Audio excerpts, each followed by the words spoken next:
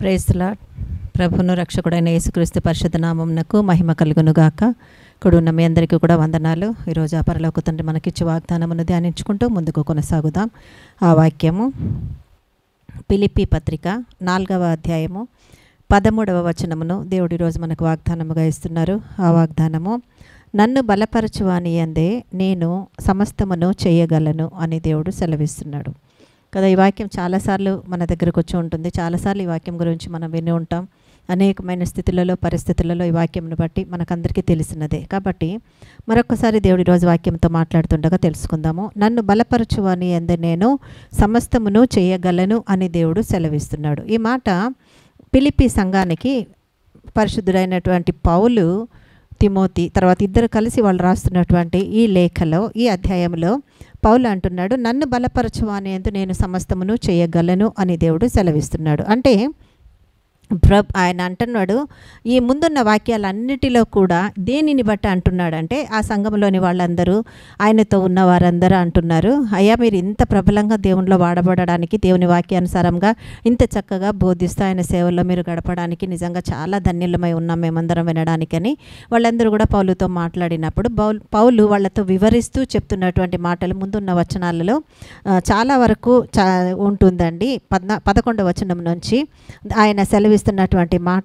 ఏదై ఉందంటే, నాకు కొదువ కలిగినందున నేను ఇలాగూ చెప్పుటలేదు, నేను ఏ స్థితిలో ఉన్నానో ఆ స్థితిలో సంతృప్తి కలిగి ఉండ నేర్చుకొని ఉన్నాను.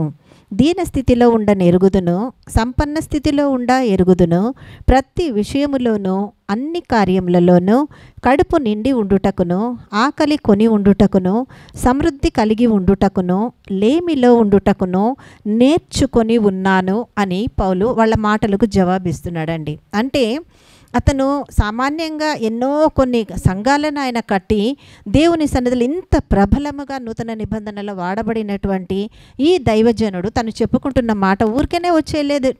ఈ శ్రమకు ఫలితము ఎలా వచ్చింది అని అంటే, నేను అన్ని స్థితులలో నన్ను బలపరిచిన దేవుడు నాకు తోడై ఉన్నాడు కాబట్టి నేను సమస్తం చేయగలిగిన. ఏం చేయగలిగినాను నేను? ఆయన అంటున్న మాట,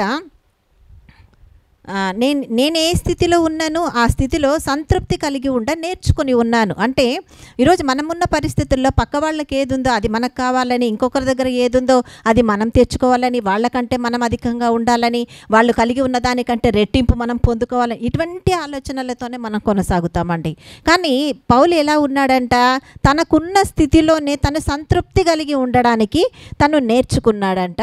ఆ తర్వాత దీనస్థితిలో ఉండ ఎరుగుదును, సంపన్న స్థితిలో ఉండ ఎరుగుదును. ఎలా అంటున్నాడు? దీనస్థితిలో ఉండడం కూడా నాకు తెలుసా అండి. ఏమి లేని స్థితిలో కూడా నా దేవుణ్ణి గణపరుస్తూ దేవుడిచ్చిన దానిలోనే సంతృప్తి కలిగి ఉండడం నాకు తెలుసు.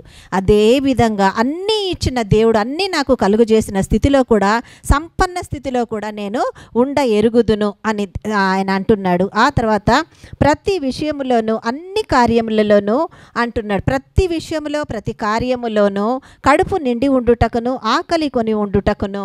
అంటే తను పస్తులున్నా, కడుపు నిండి ఉన్నా, అన్ని విషయాలలో కూడా ఆయన సమృద్ధి కలిగి ఉండుట, లేమిలో ఉండుటకును నేర్చుకొని ఉన్నాను. అంటే నీ ప్రతి పరిస్థితికి, అంటే నువ్వు ఈరోజు నేర్చుకోవాల్సింది నీ విశ్వాసములో, నువ్వు ఈరోజు దేవుని కొరకు అడుగుతున్నావో, దేని కొరకు దేవుని దగ్గర కనిపెడుతున్నావో, ఏ విషయంలో దేవుని దగ్గర మొరపెట్టుచున్నావో ఆ కార్యములు నీ వద్ద దేవుడు చేసేంత వరకు కూడా నువ్వు దీనురాలవై దీనుడవై ఆయన చేసేంత వరకు నీ ఓర్పును నీ సహనమును విడిచిపెట్టక దేవుని దగ్గర నువ్వు కనిపెట్టి ప్రార్థన చేయాలి.